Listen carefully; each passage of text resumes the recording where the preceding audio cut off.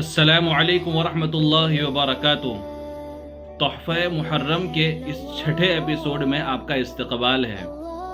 10वीं मुहर्रम को क्या काम करने चाहिए, इस सिलसिले में एक और रिवायत आपकी खिदमत में पेश करता हूँ। आप सल्लल्लाहु अलैहि वसल्लम ने इरशाद फरमाया, जिसका खुलासा है कि जो शख्स 10वीं मुहर्रम को अपने अहलो अयाल पर यानी अपने घर वालों पर खाने पीने में कुछ वुसअत करेगा यानी कुछ ज़्यादा खर्च करेगा, तो उसकी बरकत ये होगी कि अल्लाह ताला उसको पूरे साल रिज़्क में बरकत अता फरमाएंगे। देखिए, प्यारे नबी सल्लल्लाहु अलैहि वसल्लम की तालीम तो ये है कि 10वीं मुहर्रम को ज़्यादा खर्च करो। आदमी ज़्यादा कब खर्च करता है? जब आदमी खुश होता है। जब आदमी खुश होता है तो ज़्यादा खर्च करता है। इससे पता चलता है कि 10वीं मुहर्रम को गम करना, सोग मनाना जायज़ नहीं है।